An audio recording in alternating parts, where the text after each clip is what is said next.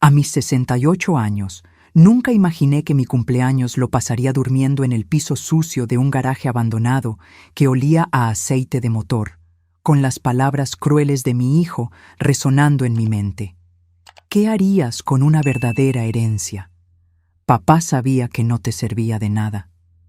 Esa noche, con lágrimas en los ojos y la mano temblando, giré una llave oxidada en la cerradura, sin saber que esa puerta escondía el secreto más grande de mi marido. Pero antes de seguir, dale un vistazo si ya estás suscrito al canal y comenta, ¿desde dónde estás viendo este video? Nos encanta saber hasta dónde llegan nuestras historias. Nunca pensé que a los 68 años estaría durmiendo en un garaje abandonado, rodeada del olor a aceite y décadas de tierra. Pero ahí estaba, temblando en la oscuridad, con una llave misteriosa en mis manos y las lágrimas nublándome la vista mientras las palabras crueles de mi hijo seguían dando vueltas en mi mente. No eres más que una viejita inútil, mamá. ¿Qué harías con una verdadera herencia? Todo empezó 3 semanas después del entierro de Roberto, mi marido por 42 años. En la oficina del abogado Chávez, yo usaba el mismo vestido negro del funeral, mientras que Javier, mi hijo, estaba impecable en su traje a la medida. El abogado parecía algo nervioso al prepararse para leer el testamento. A mi hijo, Javier García, le dejo nuestro departamento en la Ciudad de México y mi portafolio de inversiones principal. Sentí un frío que me recorría la espalda. Y luego, casi como un comentario de pasada. A mi amada esposa, Susana García, le dejo la propiedad ubicada en Avenida Industrial, 1420, el garaje y su contenido. ¿Un garaje? Después de 42 años de casados, ¿Roberto me dejaba un garaje? Me quedé tan aturdida que no pude decir nada, demasiado confundida para preguntar por qué. Sentí la mano de Javier en mi hombro, apretando demasiado fuerte mientras se agachaba a susurrar, «No te preocupes, mamá. Yo me encargaré de que estés bien». No tenía ni idea de lo que esas palabras significaban en realidad. Esa misma noche, al volver a lo que yo todavía consideraba mi casa, el penthouse con vista a la ciudad que Roberto y yo compartimos por 15 años, Javier puso mi maleta en la entrada. «Creo que sería mejor si te buscaras otro lugar donde quedarte, mamá. El penthouse es mío ahora. Está en el testamento». El tono de su voz era ese tono de negocios que él había perfeccionado con los años. Frío, calculador. Mañana vienen unos colegas para hablar de cómo renovar la oficina de papá, y necesito empezar a hacer cambios. Pero, ¿a dónde voy a ir? Mi voz salió chiquita, casi un susurro. Javier se encogió de hombros con una crueldad indiferente. Puedes quedarte un tiempo con tía Elena, o siempre te queda ese garaje que papá te dejó. Su risa me dolió como un cuchillo. ¿Por qué te dejó esa basura? Es un misterio para mí. ¿Qué vas a hacer con eso? ¿Poner un taller mecánico a tu edad? Sentí que algo se rompía dentro de mí. Intenté decirle que necesitaba tiempo, que no podía simplemente irme esa noche. Fue entonces cuando dijo las palabras que me marcarían el alma. No eres más que una viejita inútil, mamá. ¿Qué harías con una verdadera herencia? Papá sabía que no te servía de nada. La crueldad fue tan inesperada, tan distinta al hijo que creía haber criado, que me quedé sin palabras. Simplemente agarré mi maleta, mi bolso y la llave que el señor Chávez me había dado después de la lectura, y me fui. Manejé sin rumbo por la ciudad, las lágrimas nublándome la vista. ¿Cómo llegamos a esto? ¿Cómo no me di cuenta en qué se había convertido mi hijo? Las preguntas me daban vueltas en la cabeza mientras por fin llegué a una calle desconocida en el área industrial, mirando un garaje descuidado con un candado en la puerta. Mi mano tembló al meter la llave en la cerradura oxidada. La puerta rechinó al abrirla y el rayo de mi linterna cortó la oscuridad acumulada por décadas. Y entonces me congelé. El interior no estaba lleno de basura ni de herramientas viejas como esperaba. El espacio frente a mí tenía 3 vehículos cubiertos con sábanas que estaban puestas con mucho cuidado. Pero lo que me paró el corazón fue lo que alcancé a ver: la parrilla plateada inconfundible de lo que parecía ser un Aston Martin antiguo. Con los dedos temblorosos, quité la sábana del primer carro, revelando un DB5 de 1964 en un color plata impecable, idéntico al que Sean Connery manejaba en las películas de James Bond que tanto le gustaban a Roberto. El carro brillaba como si acabara de salir de la fábrica, no como si hubiera estado olvidado en este garaje oscuro por años. Roberto, susurré al silencio. ¿Qué estabas haciendo? En 42 años de matrimonio, mi marido nunca había mencionado que coleccionaba autos. Nunca hubo una pista de esa pasión, de esa inversión, de esa vida secreta. El segundo vehículo era un Mercedes-Benz 300 SL Goldwing de 1956, con sus puertas de ala de gaviota y líneas elegantes que eran fáciles de reconocer incluso para mis ojos de no experta. Y el tercero, un Ferrari 275 GTB4 de 1967, su rojo intenso me recordaba al vino que Roberto pedía en nuestros aniversarios. Cada carro tenía un folder de piel con documentos, papeles de propiedad y registros de mantenimiento. Aunque no soy experta, sabía que no eran solo autos bonitos, eran tesoros de museo que valían, ni me lo podía imaginar.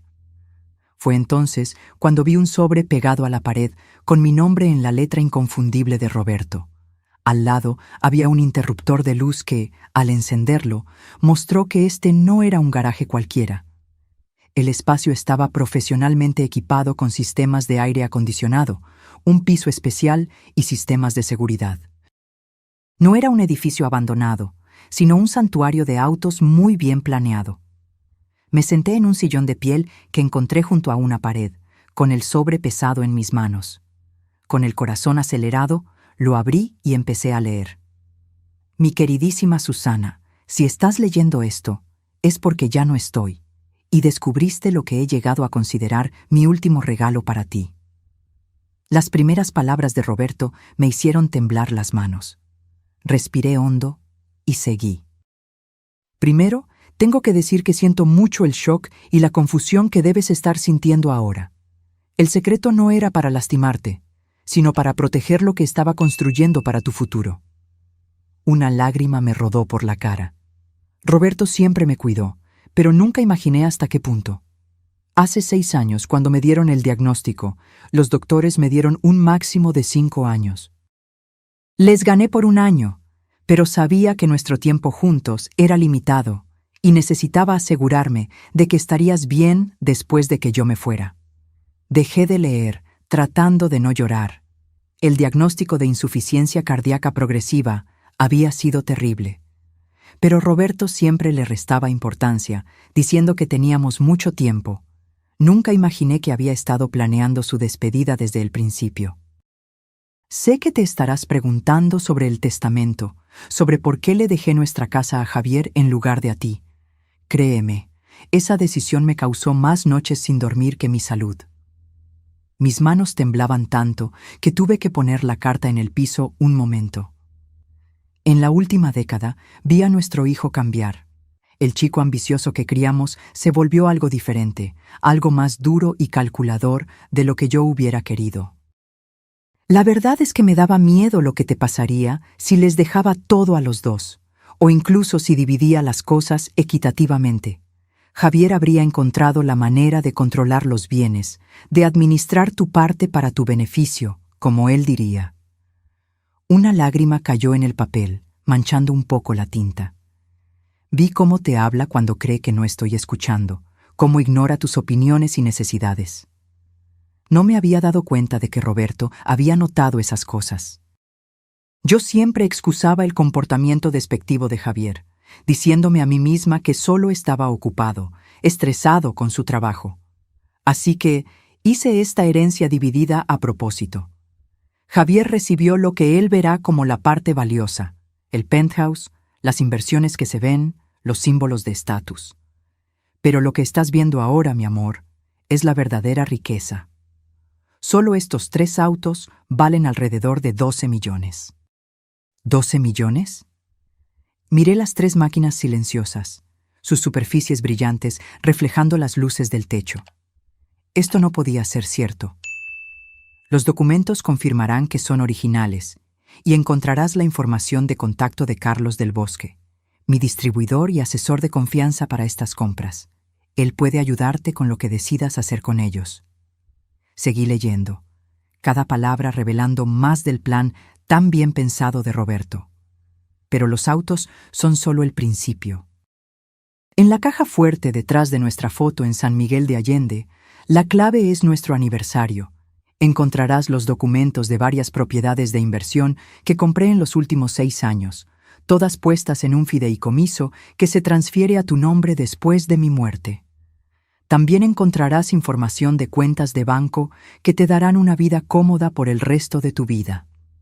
Me levanté sin mucho equilibrio y caminé hacia la foto enmarcada en la pared. Roberto y yo en la calle Aldama, riéndonos mientras un músico callejero nos daba una serenata en nuestro viaje de 35 años de casados. La caja fuerte se abrió con un clic suave al poner la fecha de nuestro aniversario. Adentro encontré un folder gordo y varias memorias USB bien marcadas. El documento principal se llamaba Inventario completo de bienes para Susana García. Lo abrí e inmediatamente tuve que sentarme de nuevo mientras las columnas de números y descripciones de propiedades se movían frente a mis ojos. Edificios de apartamentos en Guadalajara, una propiedad comercial en Monterrey, un pequeño viñedo en la región de Baja California, portafolios de acciones, bonos, inversiones. El valor total al final de la página me dejó sin aliento. Volví a la carta, con las manos temblando. Sé que esto es abrumador y siento mucho haberlo mantenido en secreto. Al principio, era solo un proyecto para no pensar en mi ansiedad por el futuro, pero a medida que el portafolio crecía, me di cuenta de que revelarlo antes de tiempo podría ponerte en peligro si Javier se enteraba de la extensión de estos bienes. Roberto lo había sabido, había anticipado exactamente lo que pasaría, había previsto cómo reaccionaría Javier. Siempre he creído que el carácter se muestra más claramente en los momentos de herencia. Javier está recibiendo una prueba tanto como una herencia. Y tú, mi amor, estás recibiendo los medios para vivir el resto de tu vida exactamente como elijas, sin deberle nada a nadie. Todo mi amor, ahora y para siempre, Roberto. Abracé la carta, las lágrimas saliendo sin control. Después de 42 años de matrimonio, pensé que lo sabía todo sobre mi marido. En vez de eso, parecía que recién ahora estaba descubriendo lo profundo de su amor y su previsión. La ironía no se me escapó. Solo unas horas antes, mi hijo me había echado de la que creía que era mi casa, llamándome viejita inútil, mientras creía que él se había quedado con la herencia valiosa. Qué equivocado estaba en todo.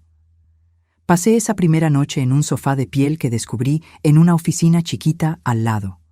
Por la mañana me di cuenta de lo bien que Roberto lo había planeado todo. La oficina tenía un baño pequeño con regadera, un mini refrigerador con agua y comida básica, e incluso un pequeño closet con varias mudas de ropa de mi talla, con las etiquetas aún puestas. La luz del día mostró que el garaje no era un lugar abandonado, sino una instalación renovada con mucho cuidado. Lo que parecía descuidado por fuera era una trampa intencional, escondiendo los tesoros que había dentro. Después de un desayuno simple, llamé al número de Carlos del Bosque que Roberto había puesto en su carta. Contestó al segundo timbrazo. Señora García, esperaba su llamada. Primero, por favor acepte mi pésame por su pérdida. Roberto no era solo un cliente, sino un amigo. 2 horas después, llegó un señor elegante de unos 60 y tantos años. Carlos del Bosque se veía exactamente como su voz sonaba. Canoso, impecablemente vestido con un saco de tweed con parches de piel en los codos. Su marido empezó a comprar estos vehículos hace más o menos 6 años, me explicó. Fue muy metódico. Cada compra fue investigada a fondo por su autenticidad, origen y potencial para invertir. «¿Pero por qué autos?», le pregunté, todavía tratando de conectar esta pasión con el marido que creía conocer por completo. Carlos sonrió amablemente. Una vez me explicó, dijo que los autos eran bienes que se podían tocar, eran bonitos y te daban alegría con solo verlos. A diferencia de las acciones o bonos, se podían disfrutar de muchas maneras, como arte, como maravillas de la ingeniería, como objetos históricos y como inversiones. Él quería dejarle algo que usted pudiera ver y tocar, no solo números en un papel. Me dio un nudo en la garganta al escuchar cómo Roberto pensaba. Era tan propio de él, práctico, pero al mismo tiempo muy considerado. La colección ahora vale más o menos 12 millones, como Roberto le indicó en su carta, continuó Carlos. Pero su valor ha subido constantemente. Estos modelos en particular son considerados las mejores inversiones en el mundo de los autos de colección. ¿Y qué debo hacer con ellos?, pregunté. Lo que usted quiera, señora García. Puede venderlos por separado o como colección. Puede quedárselos como inversión. O incluso puede manejarlos, aunque eso afectará un poco su valor. No hay prisa para decidir. Roberto pagó por el almacenamiento y el mantenimiento seguro por los próximos 5 años. Pasé los siguientes días revisando los documentos que Roberto había dejado, entendiendo poco a poco lo grande de sus movimientos financieros secretos. Además de los autos, había armado una colección impresionante de propiedades e inversiones que daban dinero, todas puestas de forma que se me transfirieran sin problemas después de su muerte. Un documento en particular me llamó la atención: las escrituras de una casa modesta, pero muy bonita, en Playa del Carmen, una ciudad de playa que habíamos visitado varias veces a lo largo de los años y que siempre nos gustó. Según los papeles, Roberto la había comprado hace 4 años, ya con todos los muebles y lista para vivir. Tenía una casa de verdad. No solo este garaje, por muy valioso que fuera lo que había dentro. Al caer la noche, mi teléfono sonó, con el número de Javier en la pantalla. Dudé, pero contesté. «Mamá, ¿dónde está?» Su voz tenía molestia en vez de preocupación. «Tía Elena dice que no la ha contactado». «Estoy bien, Javier», respondí, manteniendo mi voz tranquila. «Encontré un lugar para quedarme. Bueno, necesito que venga a recoger el resto de sus cosas del penthouse. Los decoradores van a empezar a trabajar mañana y necesitan que todo esté fuera». Ni una disculpa, ni una palabra sobre su crueldad, solo más exigencias y una falta de respeto. «Entiendo», dije. Una extraña calma me invadió. «¿Y cuándo le vendría bien?» «Mañana por la mañana, antes de las 9. Tengo juntas todo el día». Pensé en los documentos esparcidos frente a mí, la prueba del cuidado y profundo amor de Roberto. Pensé en el hijo que podía echar a su madre sin pensarlo porque era un estorbo. Y tomé una decisión. «Ahí estaré», dije. Al día siguiente, llegué al penthouse exactamente a las 8:45, cuidando mi apariencia. Usé una de las mudas de ropa nuevas del closet del garaje, un traje de pantalón simple pero elegante en color azul marino que me quedaba muy bien. Javier abrió la puerta con el teléfono en la mano. Apenas me miró al entrar. El lugar ya se sentía diferente, más vacío, más frío. Faltaban varias de mis cosas de decoración, y las fotos de la familia que estaban en el pasillo habían sido quitadas. «Por fin», dijo. «Empaqué la mayoría de sus cosas personales. Los decoradores estarán aquí a las 9:30, así que tenemos que ser rápidos». Ni un buenos días, ni una pregunta sobre dónde pasé la noche después de que me echó de mi casa. Solo la prisa por sus propios planes. «Buenos días a ti también, Javier», respondí, mi voz más firme de lo que esperaba. «Veo que ya empezaste a decorar». Él se encogió de hombros, llevándome hacia la recámara principal, donde había varias cajas apiladas. «No tiene caso esperar. El lugar necesita una renovación completa para que valga más». «¿Para que valga más?», repetí. «¿Planeas venderlo en algún momento?» «Es demasiado grande para una sola persona, y el mercado está bien ahora. Creo que lo voy a renovar, disfrutarlo por 1 año o más, y luego venderlo para ganar bastante». El desprecio casual por la casa que Roberto y yo habíamos hecho juntos me dolió, pero solo asentí. «Ya veo. ¿Y las cosas de Roberto?» Javier señaló vagamente hacia más cajas en la esquina. Me quedé con su Rolex y la colección de mancuernillas. El resto es solo ropa y cosas viejas. Puedes llevarte lo que quieras. Lo demás se lo daré a la caridad. Cosas viejas, repetí en voz baja, acercándome a las cajas. Dentro de la primera encontré los libros que Roberto tanto quería, su colección de plumas fuente antiguas, el suéter que le había regalado la Navidad pasada que todavía olía a él.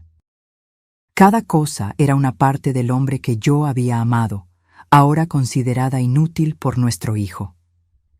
Empecé a revisar las cajas con cuidado, separando las cosas que para mí eran valiosas, mientras Javier caminaba impaciente, mirando su reloj cada pocos minutos. ¿No puedes apurarte? Finalmente soltó. Es solo cosa, mamá. Ni siquiera tienes un lugar para guardar todo esto. Lo miré, viendo de verdad al hombre en que se había convertido mi hijo. Guapo como su padre, pero sin la calidez o la compasión de Roberto en sus ojos.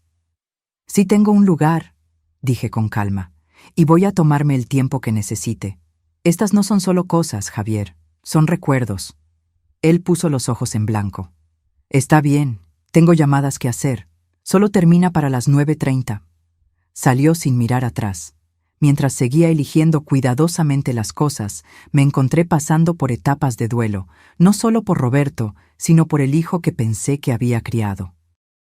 Siempre fue así de frío, así de grosero.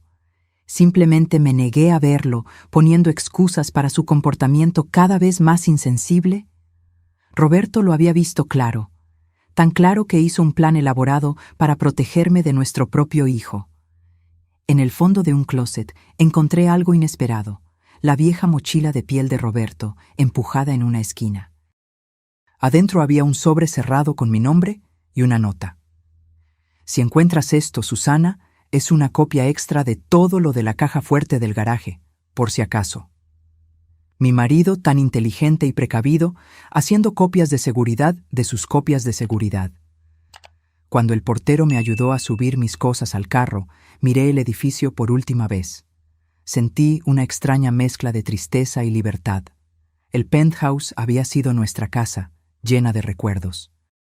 Pero nunca había sido de verdad mía de la forma en que Roberto había planeado que el garaje y lo que había dentro fueran.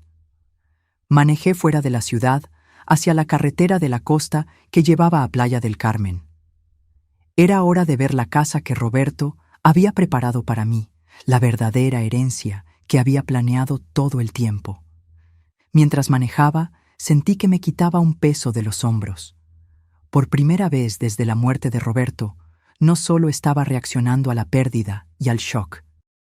Estaba yendo a propósito hacia algo nuevo. El viaje a Playa del Carmen calmó algo en mi alma que había estado roto desde la muerte de Roberto. Mientras el camino serpenteaba por los acantilados, ofreciendo vistas del vasto mar azul del Caribe, sentí que respiraba más profundo de lo que había hecho en semanas. Seguí las indicaciones hasta una casa de piedra modesta, medio escondida detrás de unos cipreses ya grandes. La propiedad no era enorme ni ostentosa, pero se sentía acogedora y privada. Una puerta de madera llevaba a un camino que rodeaba un jardín pequeño, pero muy bien cuidado. Con la llave del paquete de documentos, abrí la puerta y entré. El interior me hizo parar en seco. Cada detalle parecía haber sido elegido pensando en mí. La sala tenía libreros integrados alrededor de una chimenea de piedra, con sillones cómodos en los colores y estilos que siempre me gustaron. La luz natural entraba por ventanas grandes, iluminando pisos de madera cubiertos con tapetes hechos a mano. La cocina era moderna pero clásica, con un área de desayunador con vista al jardín. La recámara principal era acogedora en vez de grande, pero se abría a un patio privado con un pedacito de vista al mar entre las propiedades de al lado. Pero fue la oficina chiquita al lado de la sala lo que finalmente me hizo romper. Ahí, encima de un escritorio sencillo, colgaba un cuadro que reconocí al instante, una acuarela del Canal de Venecia, donde Roberto me había propuesto matrimonio, pintada por un artista callejero hace décadas. Habíamos perdido la original en una mudanza hace años, pero aquí estaba una copia perfecta, como si Roberto la hubiera mandado a hacer de mi memoria. Las lágrimas vinieron entonces, no los sollozos desesperados de las últimas semanas, sino una liberación más suave. Roberto había creado este lugar para mí con tanto cuidado, tanta atención a las cosas que me darían comodidad y alegría. Unos toques suaves en la puerta me sacaron de mi trance. Al abrir, me encontré con una señora elegante de unos 70 y tantos años, con un plato tapado en sus manos. «Hola», dijo con calidez. «Usted debe ser Susana. Soy Mariana del Carmen, su vecina. Roberto me pidió que estuviera al pendiente cuando llegara». Parpadeé sorprendida. «¿Usted conoció a Roberto?» Ella asintió, ofreciéndome el plato. «Él vino varias veces en los últimos años, preparando la casa. Soy una de las pocas personas que sabía de su plan. Me hizo prometer no contactarla hasta que usted viniera a reclamar el lugar». Con un té en la cocina, Mariana compartió detalles que llenaron más huecos en mi cabeza.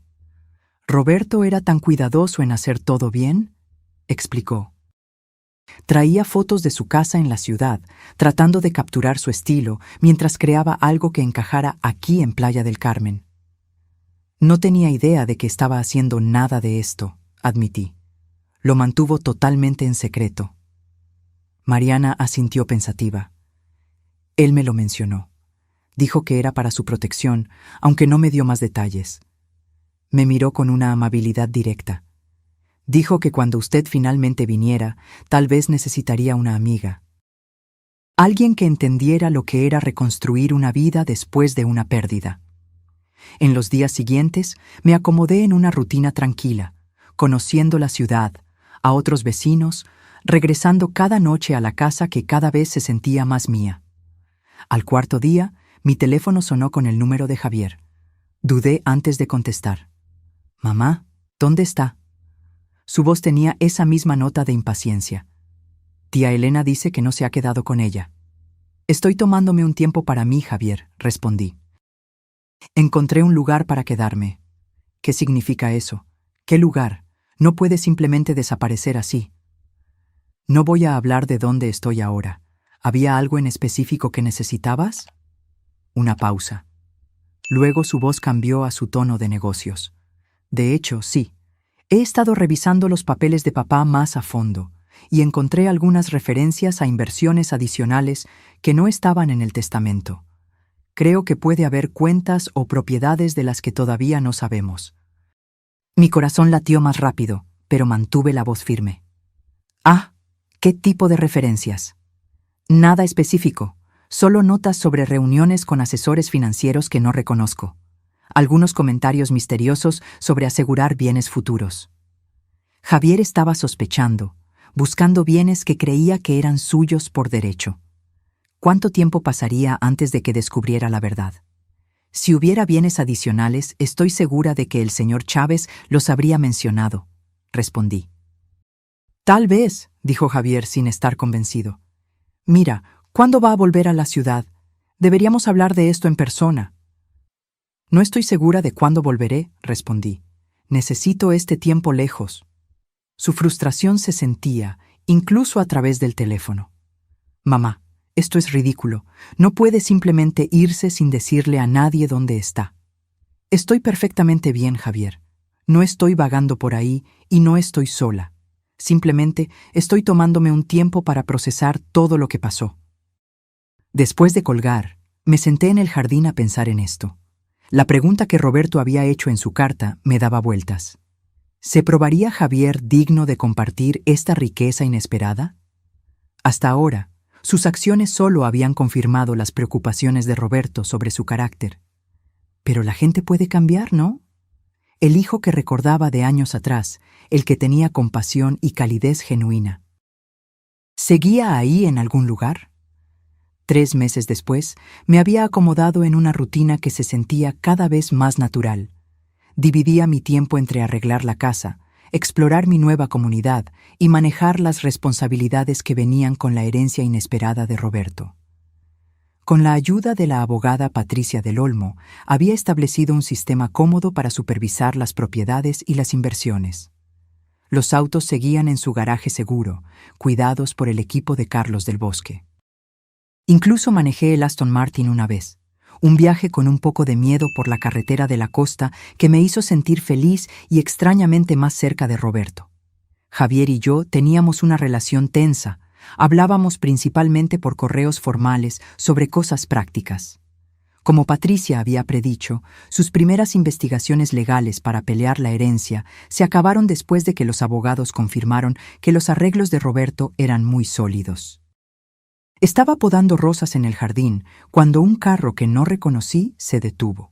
Salió una mujer, alta y con aire profesional, con la eficiencia de alguien que está acostumbrado a manejar problemas. Señora García, soy Clara Mendoza, la asistente de Javier. ¿Puedo hablar con usted un momento? Algo en su manera, tensa y urgente bajo la capa profesional, me dio un escalofrío de preocupación. En la sala, Clara se sentó en la orilla del sillón, rechazando mi oferta de té. Señora García, estoy aquí porque Javier ha tenido algunos problemas serios. Me pidió que hablara directamente con usted, ya que sintió que tal vez no le contestaría la llamada. ¿Qué tipo de problemas?, pregunté, aunque una sensación de que algo malo pasaba me decía que ya lo sabía. Financieros, principalmente. Abrió un folder delgado. Los costos de la renovación del penthouse pasaron el presupuesto por casi el doble. Hubo problemas con la estructura que no se podían prever, lo que requirió una inversión adicional importante. No me sorprendió.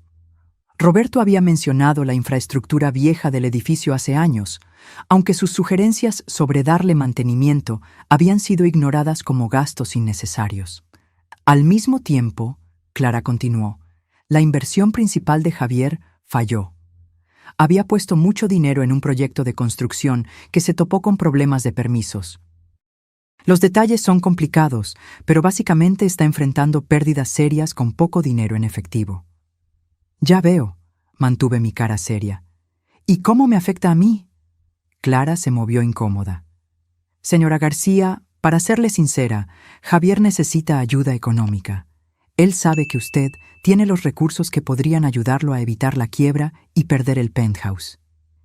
Ahí estaba. El pedido que había esperado desde la pelea hace 3 meses. No lo siento, no un intento de hacer las paces, sino una petición de dinero entregada por una intermediaria para evitar la vergüenza de preguntar directamente. ¿Javier ha pensado en vender el penthouse?, pregunté. Incluso a medio renovar, probablemente cubriría sus deudas. Exploró esa opción, Clara admitió. Lamentablemente, en su estado actual, a la mitad de la renovación, la propiedad se vendería con una pérdida importante. Además, hay complicaciones con algunos de los contratistas. En otras palabras, Javier probablemente se había peleado con el equipo de construcción por su forma de ser o por no pagarles. Aprecio que haya venido a explicarme la situación, dije después de un momento. Por favor, dígale a Javier que escuché su pedido y lo voy a considerar. Clara se veía sorprendida por la respuesta no tan clara. Señora García, la situación es bastante urgente. El proceso de embargo puede empezar en unas semanas. Lo entiendo. Y necesitaré tiempo para pensar mi respuesta. Es todo lo que puedo ofrecer hoy. A la mañana siguiente, en lugar de llamar a Javier de inmediato, manejé a la ciudad para ver la situación del penthouse por mí misma. El portero, al reconocerme de los años que viví ahí, me dejó subir sin llamar primero. Lo que encontré era serio. La casa, que alguna vez fue elegante, había sido demolida casi por completo en la mayoría de las áreas, con cables y tuberías expuestas, creando un laberinto peligroso. El equipo de construcción estaba abandonado, una fina capa de polvo sugiriendo que habían pasado semanas desde que se había hecho algo. Mientras caminaba por lo que había sido nuestra casa, sentí una mezcla de emociones. Tristeza por la destrucción de los espacios que tenían tantos recuerdos, frustración por el desperdicio y la mala administración, y gratitud por la previsión de Roberto al protegerme. Estaba revisando los daños por agua cuando escuché la puerta de la entrada abrirse. «¡Mamá!». La voz de Javier se escuchó en el espacio vacío.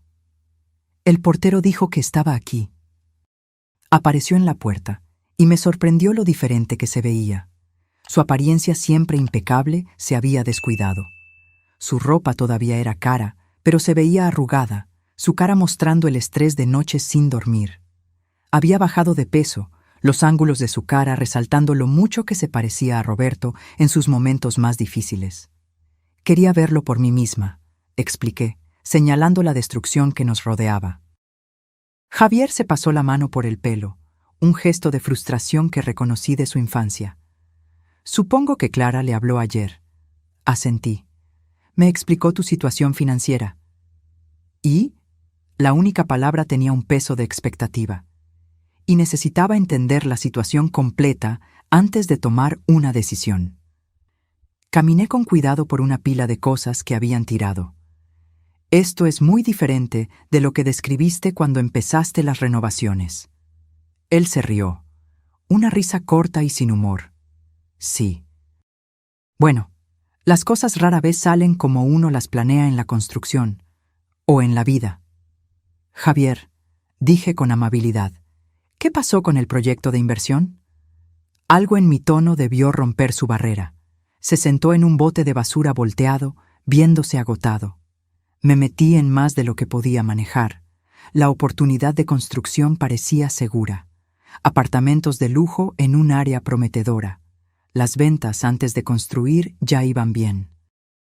Puse no solo el dinero que tenía, sino que pedí prestado usando otras propiedades, incluyendo el valor futuro que creía que tendría el penthouse. Y entonces una inspección del medio ambiente encontró problemas de contaminación que no se habían dicho. Los costos de limpiar el lugar hicieron que el proyecto no valiera la pena. Los inversores se retiraron. Miré a mi alrededor la destrucción que nos rodeaba, tanto la demolición física como el desastre de la estabilidad financiera de Javier. ¿Por qué no me buscaste antes? ¿Antes de que las cosas llegaran a este punto? Su cara se puso dura. Después de nuestra última conversación, después de enterarme de lo que hizo papá y de tu parte en ello, supongo que orgullo, o ser terco. Los rasgos de la familia García. Ambos son motivadores poderosos, admití.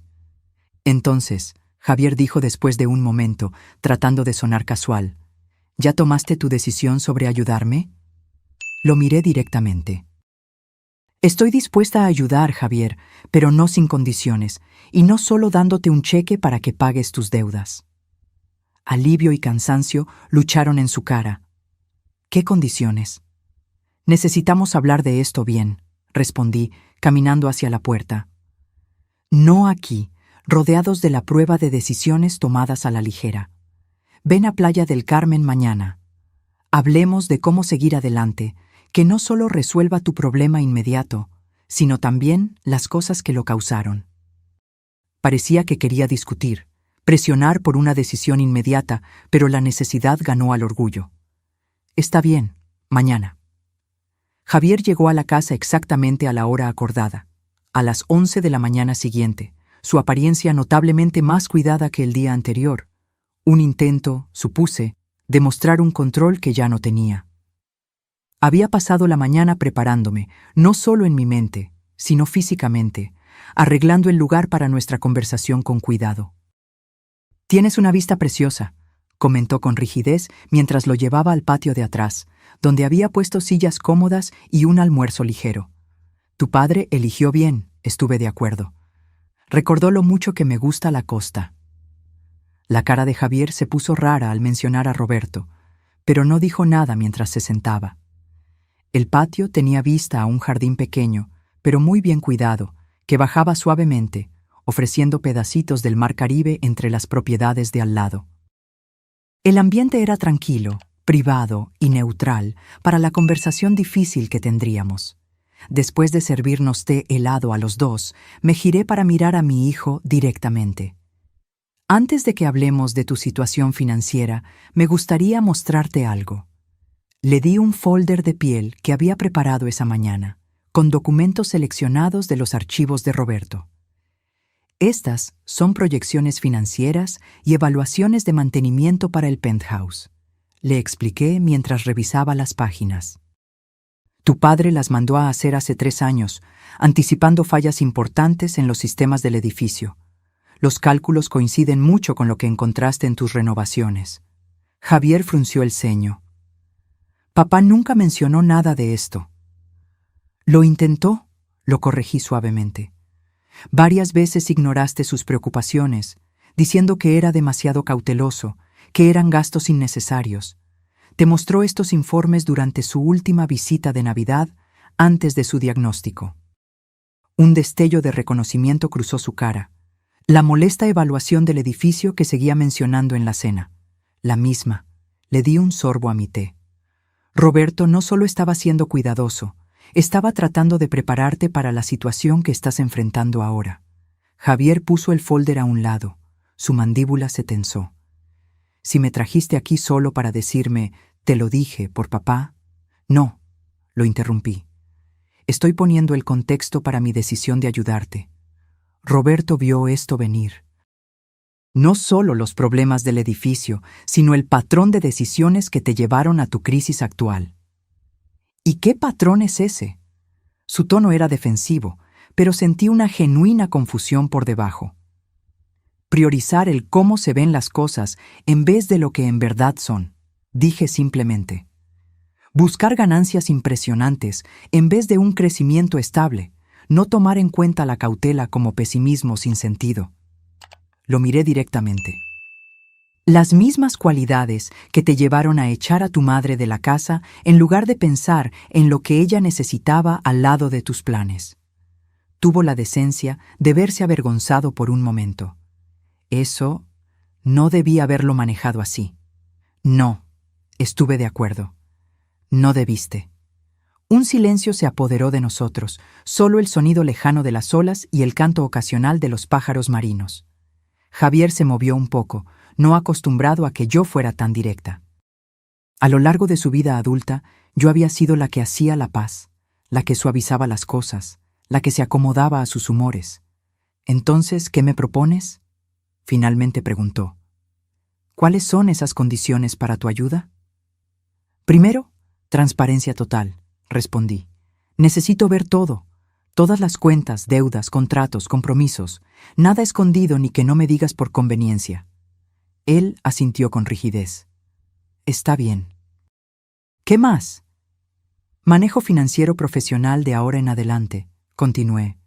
Has demostrado que tu juicio en estos asuntos se ve afectado por la impulsividad y el exceso de confianza. Cualquier dinero que te dé se manejará a través de fondos con la supervisión adecuada. Su cara se oscureció. Entonces, ¿voy a tener un estipendio como un niño? Como alguien que ha cometido errores financieros serios y necesita protección mientras se recupera, lo corregí. No es un castigo, Javier. Es para proteger el dinero y a ti mismo.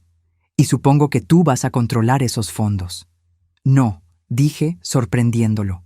Administradores independientes con responsabilidad legal.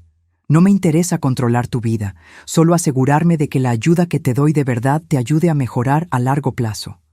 Él asimiló eso, claramente luchando entre su necesidad desesperada de ayuda y su resistencia a perder su autonomía. ¿Y el penthouse? Todavía es mío. La solución más práctica sería venderlo, dije, observando su reacción. Incluso en su estado actual, cubriría una parte importante de tus deudas. Podrías empezar de nuevo, tal vez en una propiedad que sea más fácil de manejar. ¿Venderlo? La idea parecía genuinamente chocarle. Pero es nuestra casa de familia. Es donde papá y tú... Es un lugar físico, Javier. Lo interrumpí suavemente. Uno que estabas ansioso por desarmar y cambiar hace solo unos meses. Los recuerdos no están en las paredes. Se levantó de repente, caminando por el pequeño patio. No lo entiendes. Venderlo sería admitir mi fracaso total. Todo el mundo se enteraría. Y ahí estaba, el meollo de su resistencia. No el apego emocional a nuestra casa familiar, sino la preocupación por lo que la gente pensaría de venderla bajo presión financiera. Apariencia en vez de lo que de verdad importaba, una vez más. La gente ya lo sabe, dije con calma. La construcción se detuvo hace meses. Los contratistas han puesto demandas para que se les pague. La comunidad financiera habla de estos asuntos. Dejó de caminar, sus hombros caídos. En verdad lo arruiné todo, ¿no? La vulnerabilidad en su voz me tomó por sorpresa. Por primera vez desde la muerte de Roberto, vi a mi hijo detrás de su defensa, confundido y finalmente enfrentando las consecuencias de años de darle importancia a la apariencia. No todo, dije, mi voz se suavizó. Pero creaste un problema serio que requerirá cambios igual de serios para solucionarlo. Javier se sentó de nuevo en la silla, viéndose de repente agotado. Entonces, ¿qué me ofreces exactamente? Un camino estructurado hacia adelante, respondí. Voy a crear un fondo que le pague a tus deudas más urgentes y evite la quiebra. Contrataremos a profesionales para que terminen las renovaciones o preparen el penthouse para venderlo, dependiendo de lo que tenga más sentido después de una evaluación. ¿Y a cambio? A cambio, aceptas la supervisión financiera por un tiempo definido. Trabajas con un consejero sobre lo que en verdad te ha llevado a esta situación. Y dudé. Luego continué con firmeza. Haces las paces por cómo me trataste después de que tu padre murió. Sus ojos se encontraron con los míos. ¿Hacer las paces? ¿Qué significa eso exactamente? Significa reconocer el daño que hiciste. Significa entender que las relaciones tienen consecuencias, igual que las decisiones financieras. Me incliné un poco. Javier, no te estoy ofreciendo ayuda solo como un negocio. Te la ofrezco como una madre que cree que su hijo puede ser mejor de lo que su comportamiento reciente sugiere. Algo en mis palabras pareció romper la barrera que él había mantenido. Miró a otro lado, parpadeando rápido.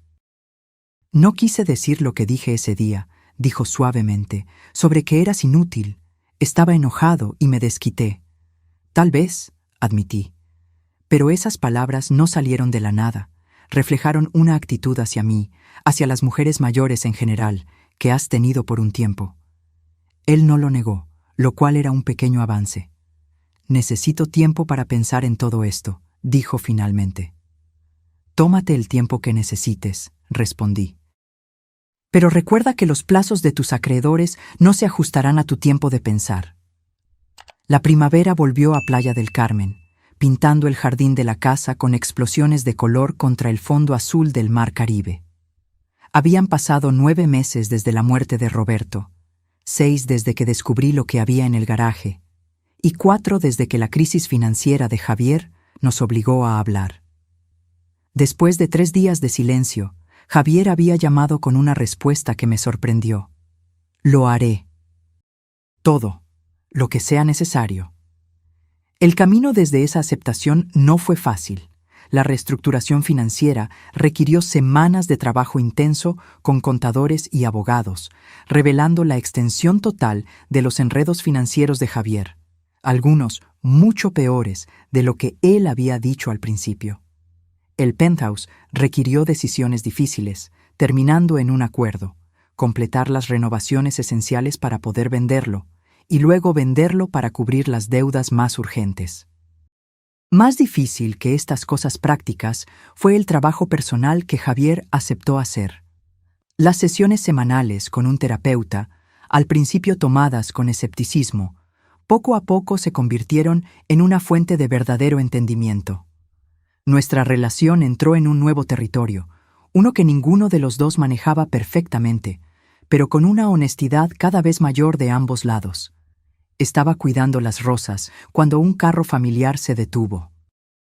Javier salió cargando un paquete pequeño, su apariencia visiblemente diferente de su antigua persona, de ejecutivo formal, y también del hombre desesperado que había enfrentado la ruina. Su ropa todavía era de buena calidad, pero menos llamativa, su actitud más relajada.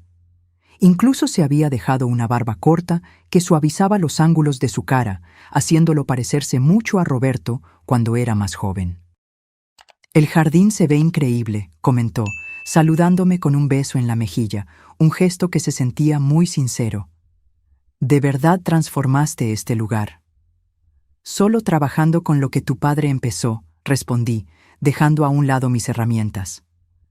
Mientras nos sentábamos, en lo que se había convertido en nuestra rutina de visitas mensuales, noté la tranquilidad que había reemplazado la tensión anterior.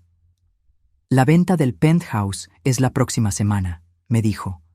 La inspección final salió bien. Vamos a ganar alrededor de 40% más de lo que estimaban al principio si la vendíamos por emergencia.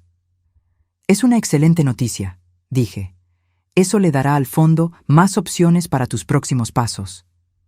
Sobre esos próximos pasos, Javier puso su taza con cuidado. Quería hablarte de algo.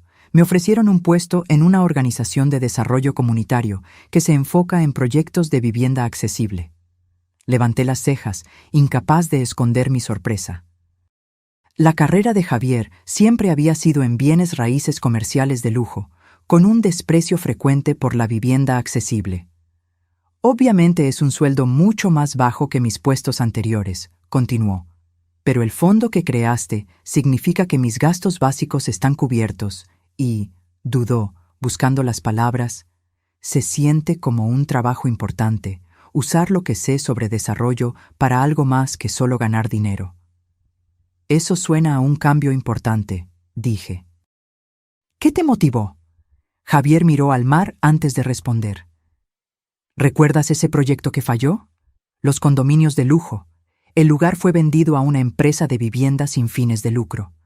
Ahora están construyendo viviendas de ingresos mixtos ahí, bien diseñadas, ecológicas. Estuve ayudándolos de manera informal por unos meses y se encogió de hombros con un gesto de vergüenza y orgullo a la vez. Se me da bien. Los aspectos técnicos del desarrollo sin la presión de maximizar cada centavo. Estudié la cara de mi hijo, notando la emoción genuina mientras describía el proyecto. Parece que encontraste algo que te interesa más que solo tus habilidades de negocios.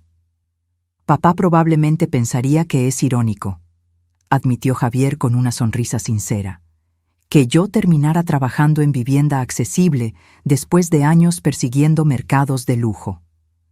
Creo que estaría satisfecho, lo corregí con amabilidad. Él siempre admiró la habilidad usada para objetivos valiosos. Javier asintió, luego agarró el paquete que había traído. Hablando de papá, en parte por eso traje esto. En la limpieza del penthouse encontramos algunas cosas que pensé que debías tener. Dentro del paquete había una caja de madera chiquita que reconocí al instante. La colección de mancuernillas y sujetadores de corbata de Roberto. Cosas que Javier se había quedado al principio. Las guardé pensando que representaban una conexión con papá, explicó Javier, mirando mientras abría la caja. Pero me di cuenta hace poco de que solo eran cosas. La verdadera conexión con él no está en las posesiones. Debajo de las mancuernillas había algo más. Una bolsita de terciopelo que tenía mi anillo de bodas original, el que creí que se había perdido durante el caos del penthouse. Lo encontré en la caja fuerte de la oficina de papá, dijo Javier mientras yo sacaba el anillo de oro de la bolsita. Junto con esto, me entregó un sobre pequeño con mi nombre escrito en la letra de Roberto. Adentro había una tarjeta. Para nuestro 45 aniversario. El primer anillo fue una promesa de la vida que construiríamos. Este celebra la vida que creamos. Todo mi amor para siempre. Escondido en la tarjeta había un recibo de una joyería para un anillo de eternidad, con la fecha de solo unas semanas antes de la última hospitalización de Roberto. Un regalo que no vivió para darme. ¿Estaba planeando con anticipación incluso entonces? Dije suavemente, las lágrimas nublándome la vista, siempre pensando en momentos futuros. El joyero todavía tenía el pedido, dijo Javier. Lo recogí para ti. Sacó una caja pequeña de su bolsillo y me la dio. Dentro había un delicado anillo de zafiros y diamantes. Sencillo, elegante, exactamente mi estilo. Las piedras atraparon la luz de la primavera, mandando prismas que bailaban sobre la mesa del patio. ¡Ay, Roberto!, susurré, poniéndome el anillo en el dedo al lado de mi anillo de bodas original. Se veían perfectos juntos, el oro simple del principio, las gemas de un camino ya recorrido.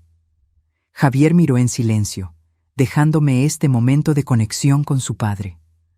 Cuando finalmente lo miré, vi algo en su cara que no había visto en años. Una suavidad, un respeto que no se sentía impaciente. Cuando se preparó para irse, Javier se detuvo en la entrada del jardín. Quería preguntar: ¿qué pasó con esos autos, los del garaje que papá te dejó?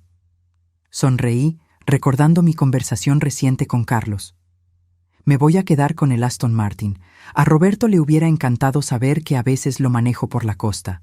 Los otros se van a vender y el dinero se va a dividir entre una fundación que apoya la educación financiera y un fondo para tus futuros hijos, si es que tienes.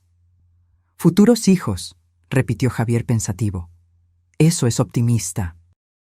Tu padre siempre fue un optimista en el fondo, respondí. Debajo de sus planes prácticos estaba la creencia de que la gente puede crecer, puede ser una mejor versión de sí misma si se le da la oportunidad correcta. Esa noche manejé el Aston Martin por la carretera de la costa, el motor potente rugiendo mientras pasaba por curvas que Roberto nunca me vio tomar. El atardecer convirtió el mar en oro líquido, mientras mis manos, adornadas con el anillo simple del principio y el círculo de joyas de la conclusión, movían el volante con una confianza cada vez mayor. Tenías razón, dije en voz alta a la memoria de Roberto, mi voz llevada por el viento, en tantas cosas. El garaje que no servía para nada y que una vez representó el desprecio de mi hijo por lo que valgo, no solo cambió mi vida, sino también nuestra relación. La herencia que parecía tan cruelmente injusta resultó ser la última muestra de sabiduría y amor de Roberto para los dos. Mientras regresaba a casa, mi casa, sentí que todo se había cerrado, que un ciclo terminaba y uno nuevo empezaba. Sin importar lo que el futuro trajera, lo enfrentaría con la seguridad de los planes de Roberto, las lecciones de este año difícil dentro de mí y la sabiduría que gané de saber lo que valgo, guiándome. La llave del garaje que una vez solo abrió una puerta física, finalmente había abierto algo mucho más valioso, una nueva manera de entender el amor, el legado y la valentía de empezar de nuevo, sin importar la edad o las circunstancias. Ahora, si te gustó esta historia, dale clic a este próximo video que está apareciendo en la pantalla, porque en él hay una historia de traición y giros inesperados, como nunca antes viste.